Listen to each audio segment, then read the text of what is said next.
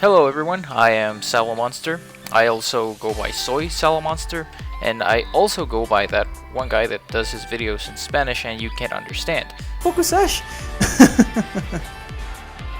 Oh, la capitana se va a ir por el granizo, sí, eso está muy sad. I joined the ABL before the start of the third season, so I'm pretty happy to have joined. This is the first time that I've actually played in the ABL. This is my big debut in Season 3. What makes the ABL more unique to me is actually the fact that it's a doubles draft league. I think that sets it apart from almost every other draft league. I think that it's super well organized. I think that it has a lot of good people to learn from, to play with, and I think that it's going to be one of those leagues that lasts for a long time because the staff and everyone is just doing a fantastic job with it. Trying to switch his move up or something. So we do see the crunch going on Hatterene, does not quite secure the knockout. So I'm going to probably say that thing is scarfed. My favorite Pokemon is Typhlosion because I grew up playing Red, and then from Red I moved on to Crystal. So I have a lot of fond memories of me just playing Crystal with my Cyndaquil that just got all the way up. I think the very first time I cleared the game, I must have gotten it up to about level 88, I think. And it was part of my team, the team that I used to defeat Red. I think that battle is epic, and that's why Typhlosion, my starter from there, is my favorite Pokemon. When I battle, I actually feel like sometimes I'm out of focus. I have the... I've had it happen a couple of times where I just miss something during the battle because I'm not paying attention. But I would actually say that I try to focus mostly on getting the upper hand. I try to figure out a way to get the upper hand and then just be able to manage things from there. Sí, se me hace que sí. El Dapper está en peligro de pegarse solito y morir, entonces está tomando ese riesgo. Si se pega me voy a sentir muy mal. Ok, no, va otro. Ahora Wii U.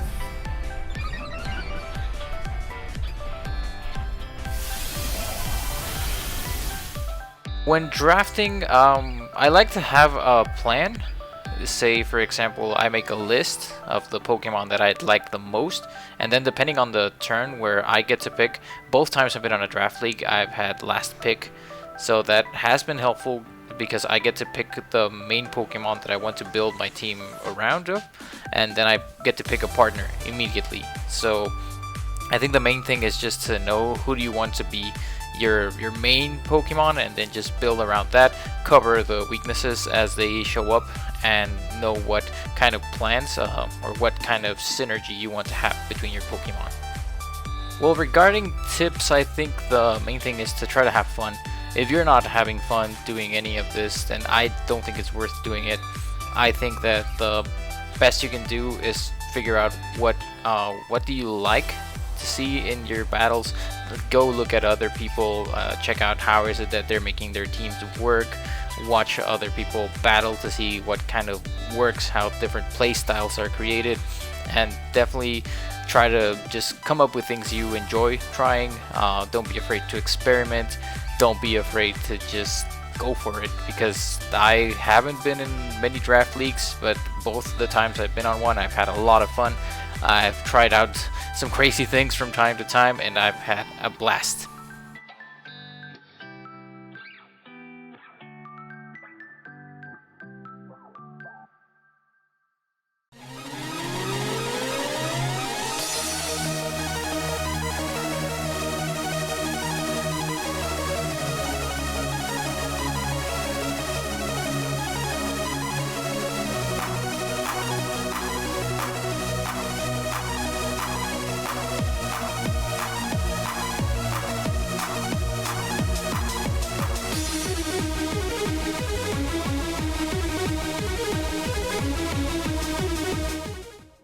What's up, PokemonABL? My name's CurseShaka, and welcome to ABL Primetime 11 and 12, the final Primetime. Basically, there's been a lot going on around the world, around the globe, as many of you are aware, with COVID-19. Now, I know it's kind of dark way to start. Oh my God, why are we starting with COVID-19? This is online. It doesn't really affect anything. It kind of does, but we'll get right to it because you guys might have noticed a lot of changes, a lot of lack of things going on in the ABL. And we're going to go ahead and address those first for prime time, and then we're going to go in with the sweet and juicy stuff that you guys love. But talking about COVID-19 and how it has affected the league, mainly there are 18 human beings, believe it or not, in this league. And those human beings all have responsibilities, jobs, so on and so forth. And this, although COVID-19 doesn't directly affect the league in any way, it does affect these people. It affects all of us. So basically, what we've done, ABL, Amateur Battle League, has done as a whole, is not enforce deadlines for the remainder of the league. There's only 2 weeks left. Week 11, Week 12. That's it. Regular season, that's it. Once we get into playoffs, it's a little bit easier because it's less people, less matches. We know who battles who, and we know who will probably battle who next because of how the brackets will work. So for these next 2 weeks, the reason why you guys have noticed the lack of uploads, the lack of updates, is because of that. Every coach has their own scenario, their own situation. We're all across the globe, not just the United States. So it's very, very difficult to get scheduling done, to get, even when you can get scheduling done, to get matches played. There's a whole other thing with ISPs doing network throttling, data speed throttling, so on and so forth. So again, we do ask for a little bit of patience.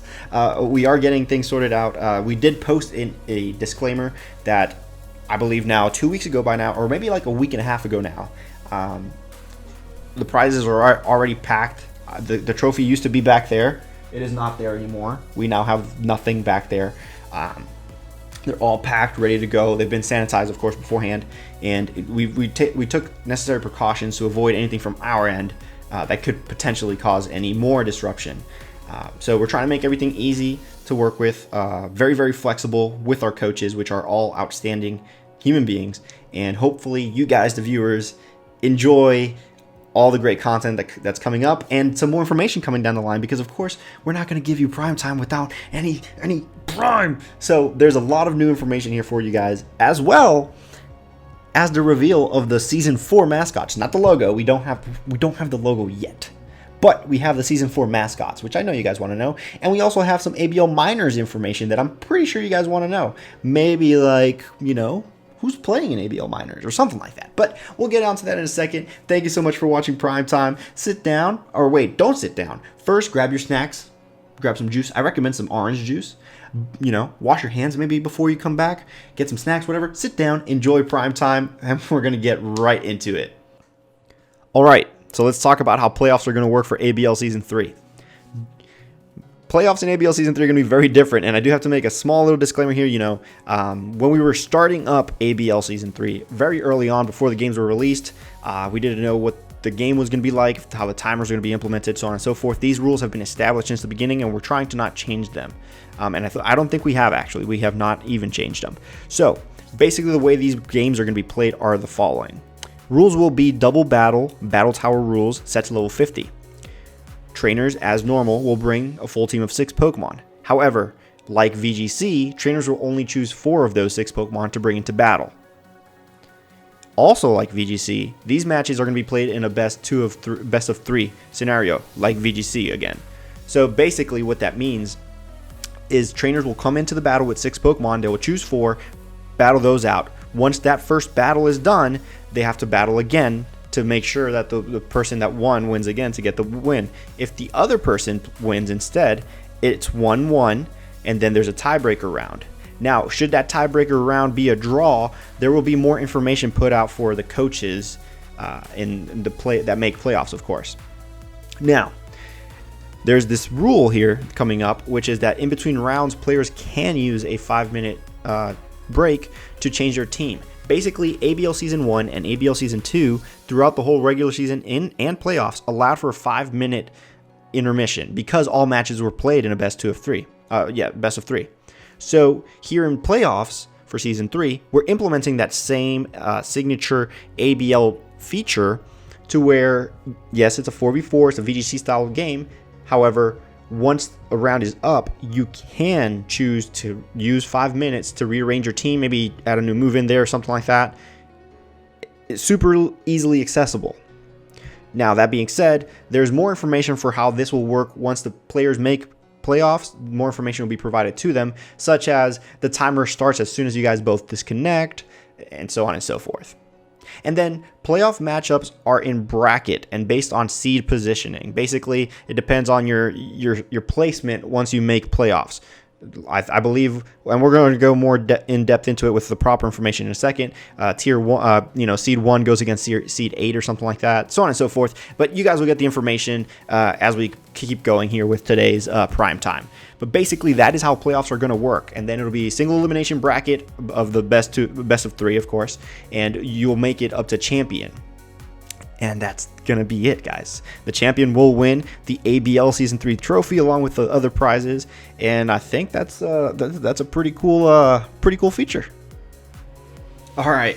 So the way playoffs are going to work in terms of matchups is the following. Now, I can make a better bracket than this, of course, but this is what we're going to be using to kind of like describe it for right now. Playoffs essentially were originally scheduled to start on the 29th of March, play all the way through the 4th of April. That is going to be extended. There's going to be a week in between, and then everything will probably move 1 week forward. So basically what you're looking at playoffs, it should be April 5th to the 11th, around there more or less. Realistically speaking, since we gave the coaches an extra week in between regular season and playoffs, to be able to recover and make sure everybody can schedule properly and try to get some matches done throughout, as we move on, going forward, of course. So then basically with that being said, April 5th to 11th will be playoffs, semifinals will be the 12th to the 18th around there, and then finals will be the following week, the 19th through the 17th, or 19th through the 27th or something like that, or something crazy. 19th, 6 days, to the 26th, 7 days, to the 26th. Can't math, bro. Coronavirus. But anyways, basically the way that the positioning in the matchups are going to go is as follow. Seed 1 battles Seed 8. So I did get that right when we were talking about that at the beginning. So Seed 1, Seed 8, they match up.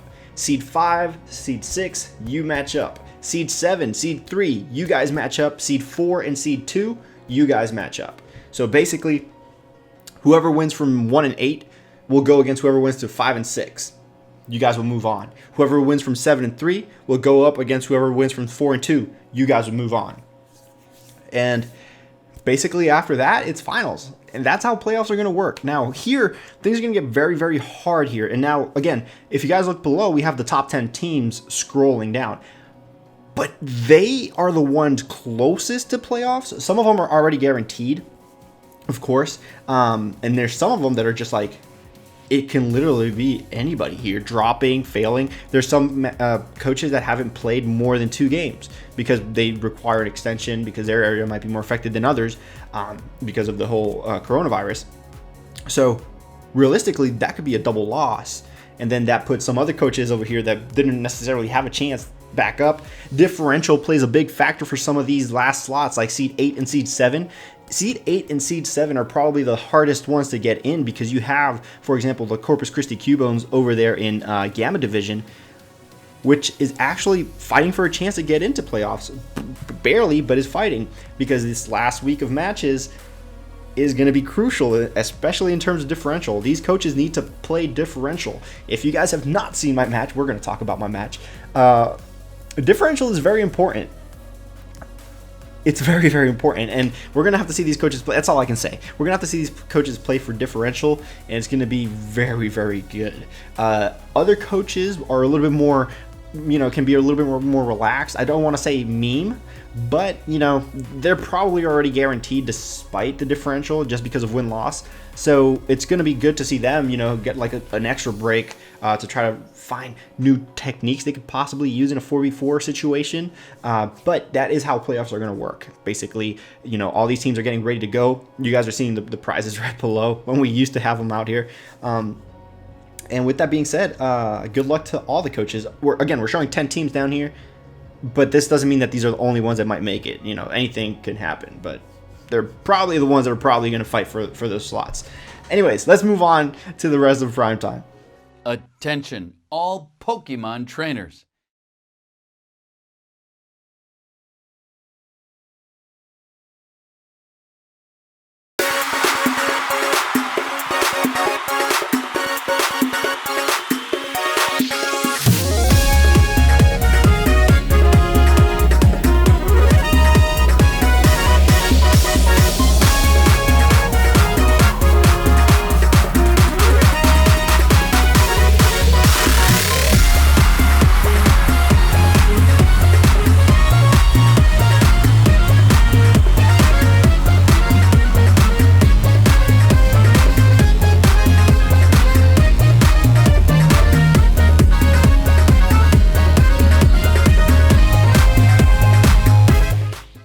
After dozens of applications, and yes, dozens of applications, we finally have our ABL Miners teams. You have them up on screen right now. I'm going to try to go through them one by one. We have the Vancouver Corver Knights coming back, this time going into ABL Miners, and hopefully not causing too much destruction down there. But we don't know. You know, of course, there's a lot of fun stuff going to be happening in Miners in the coming weeks. We also have the Atlanta Starmies, the first ABL coach the first and only ABL coach to be part of all ABL seasons, regular and Miners. So they're on a streak. Hopefully they can continue it. So Atlanta Starmies is always a very threatful team to look at. And then we have 10 brand new, never before in the ABL coaches. Now, quick reminder, the ABL Miners are not required to upload, but some of these coaches are actually going to be uploading, which is going to be phenomenal. So that means more ABL content for you guys. You see, not everything is bad on today's prime time, but I'm going to go ahead and name them from left to right, starting from the Boston Synesty Party. Very amazing logo, amazing team name. Gotta put that out there. Amazing team name. I'm not gonna go ahead and I do apologize for the coaches. If the coaches are here in the stream, in the video, this is pre-recorded, make sure to sound off. But we will be doing more announcement stuff for them at a later time because again, this is season 3 prime time. So I am gonna just be naming the teams rather than the coaches as well, the actual person running the team. But don't worry, we will be, you know, pointing you out later. Anyways, then we got the Dallas Dreadnoughts coming up right after the Boston Tea Party, followed by the Edmonton Excadrilles, the Galway Grookies, the Golden State Golurks, Herkimer? I can't read. I butcher things all the time. But we got another Dreadnought. This time it's a shiny one, not the discolored one over the top that who knows what he ate. But we have the Honolulu Toros. We have the Lucario team. That's it, Lucario. We have the Moonlit Dragapults, and we have the Riolu's Rangers. So right off the bat, we see 2 Dreadnoughts, you know, Lucario line here. It's going to be very interesting to see how this league turns out. Again, this is ABL Miners. It is not required to upload. So some coaches might upload, some might not. It is still a Wi-Fi league. I know for a fact at least 4 of these coaches that I know for a fact are going to be uploading. And again, I hope you guys tune into this, stick around to that. And if you guys are interested, ABL Miners will always run during the off season of the ABL. And again, like we've said before, no required uploads. Now, very important here, ABL Miners will be the first league in the ABL to run with a tiered drafting system. And this is a doubles format. So it's going to be doubles format and tiered draft. So it's going to be very interesting to see how these coaches shape the path, pave the way to future ABL seasons. So best of luck to all these coaches. They should be drafting within the next few weeks, and then their battles will probably start going up after that. But we'll have more information about ABL Miners in the ABL social media on Twitter and maybe YouTube occasionally. So make sure to check that out. Make sure to go support these coaches as they sound off, because we will be announcing everybody individually at a later time. This is just like a little bit of a tease and a little bit of a extra something for you guys. But yeah, ABL Miners kicking off during the ABL offseason. So best of luck to everybody. And now let's take a moment and present Amateur Battle League Season 4's mascots. Because I've got to say, if I've ever been more excited for a season of the Amateur Battle League, I thought it was Season 3. I honestly thought it was Season 3, but it's actually going to be Season 4. And I cannot express how amazing it's going to be. But let's go ahead and show off the mascots in one simple image with some more information that it's going to be very, very, very beneficial for all of you guys interested in ABL Season 4. And that is right, Reforge Your Legacy. Season 4 of Amateur Battle League is projected to start between July or August. Of course, DLC depending, dates depending, and a lot of other factors depending. Should the Isle of Armor DLC released in June as it's expected to, we will be starting between July and August as quickly as we can tier these new mons coming back and so on and so forth. Now, what are the features of ABL Season 4, you may ask? And by features, I mean like new features / refined features. Well, simple. We have post DLC, so we're going to be including all the new Pokemon coming back. Of course, that includes Pokemon that we already know, like Volcarona, for example. It's like the first one that comes out of mind. Volcarona will be usable. You know, these legendary Pokemon that we got will be usable.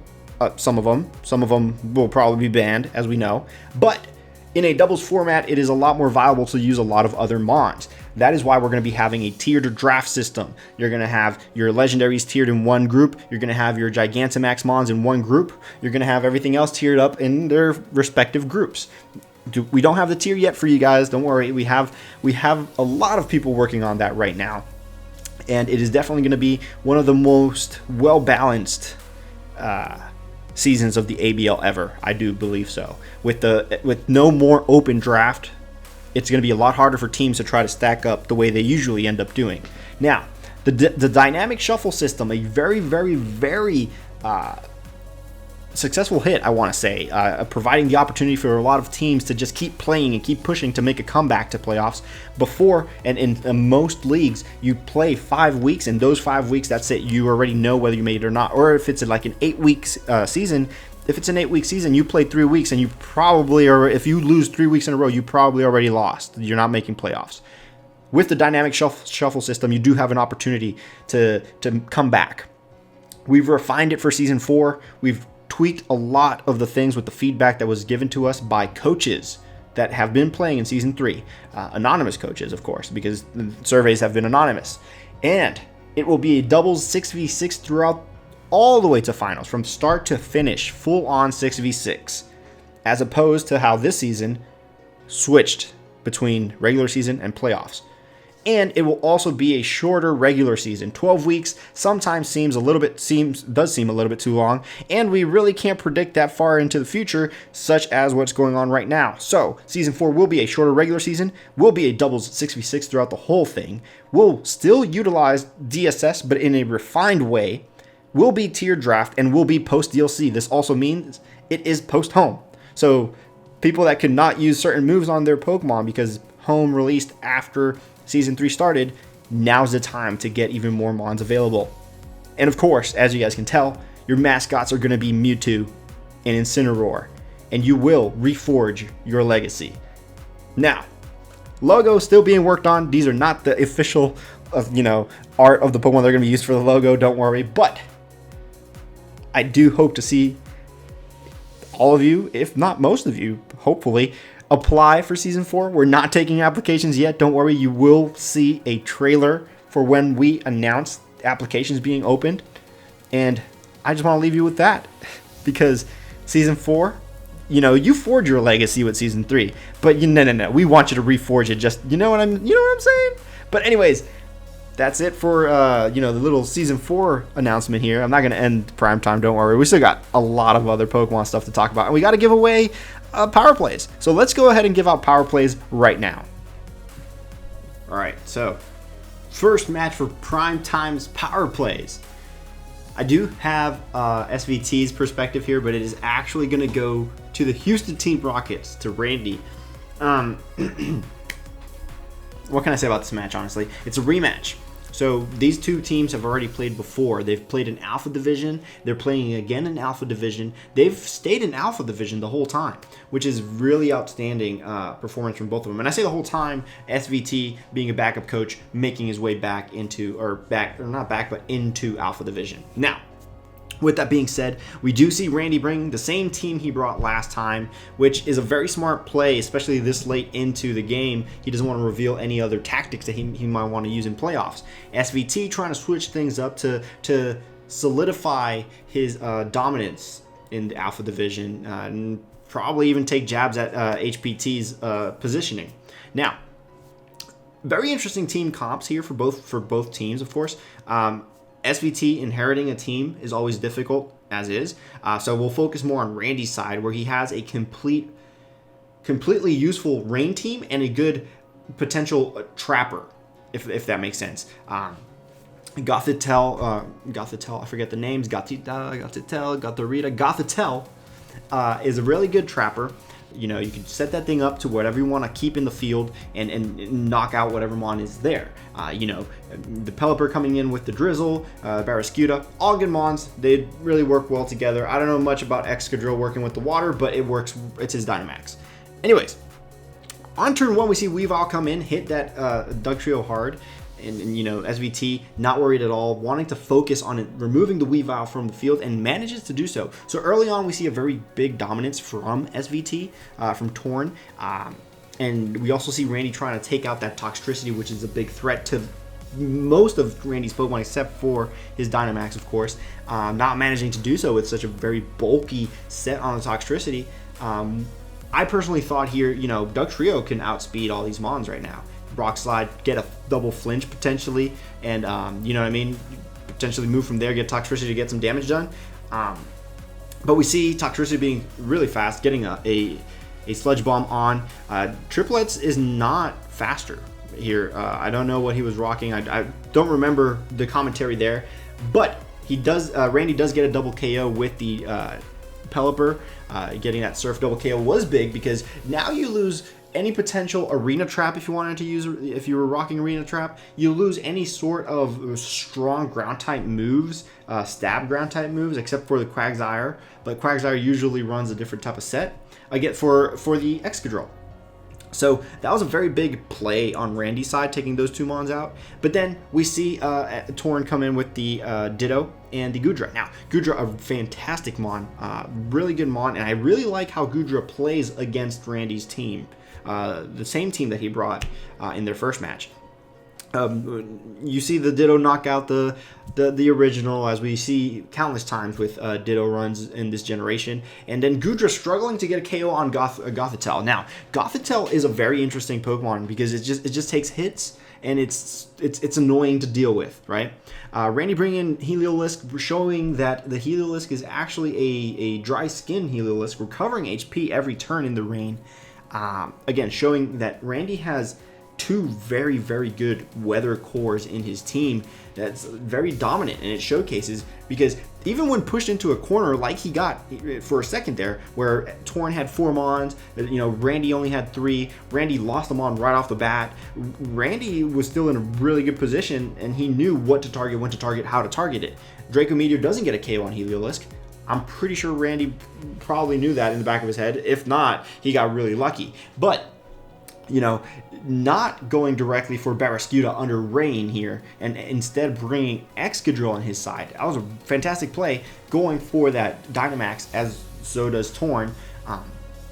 Again, keeping the Barraskewda in the back, like knowing, okay, well, Barraskewda outspeeds everything on his team already. If I take out the threats, I can just bring in Barraskewda and sweep. And that is exactly how the rest of this match plays out, basically. So, again, power plays for Week 10. So, Week 11's prime time, Week 10 match goes to Randy and the Houston Team Rockets. Very well played game by both parties, honestly. You know, that match could have been Torn's match. But that moment right there where Excadrill came in rather than Barraskewda solidified the match for Randy, just because he knew that Barraskewda would outspeed everything else, and if he took out the mons he had to, and he did, he'd get that victory, and great game to both players.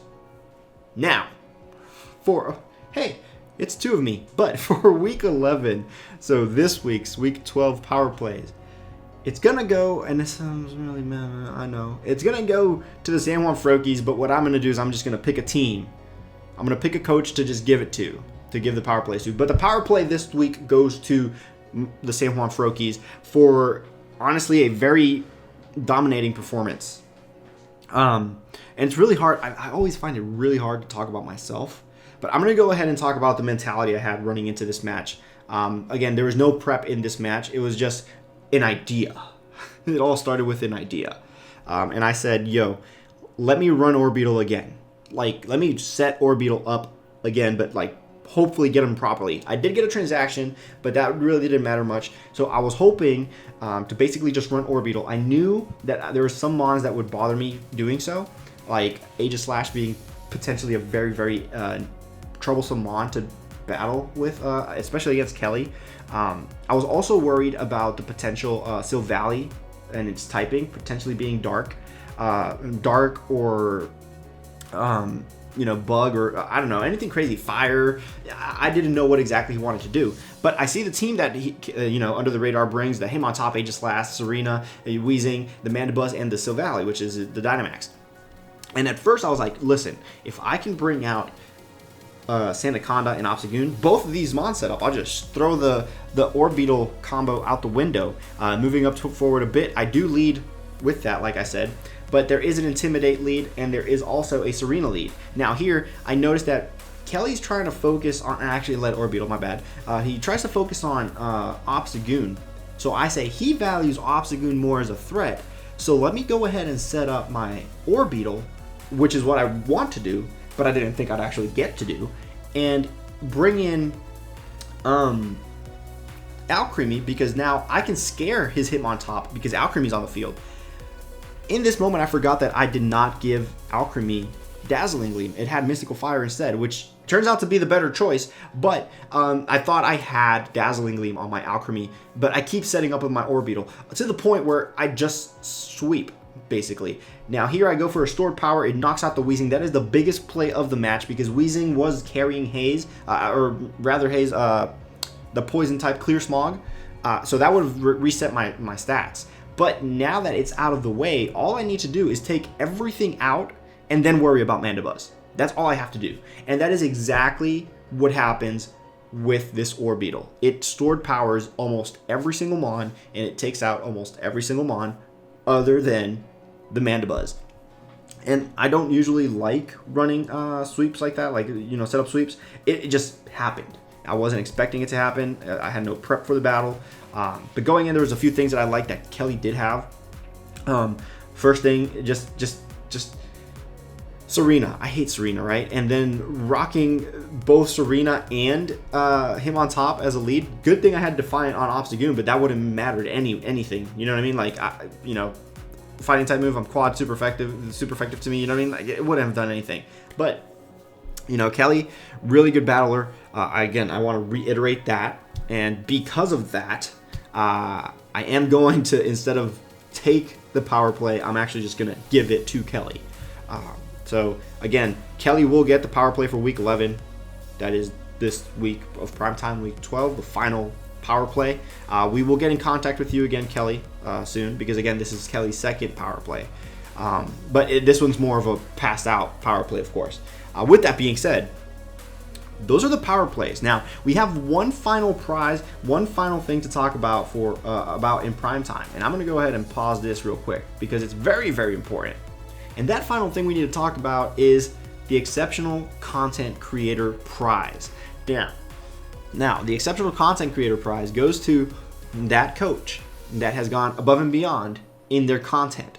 That means extra hours, extra editing, extra formatting, I don't know, extra uploading, and I think everybody in the league can agree that there's one coach that does go above and beyond everybody else, not just because they want to, but sort of because they need to. Their audience kind of demands it. And you guys know where I'm going with this. The exceptional content creator for Season 3 of the Amateur Battle League is going to be no other than Soy Salamonster. This man subtitles his videos manually, and if anybody has ever done that, I'll let you know that's it's time consuming. But not just that, he's been really consistent with the team builders all the time, the analysis. He's always there when you need him in terms of video editing, material, content.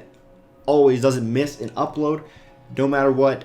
Soy Silo Monster is the exceptional content creator for Season 3 of the Amateur Battle League. Everybody congratulate Soy. Congratulations. We hope you enjoy your prize. I will personally be getting in touch with you for your prize.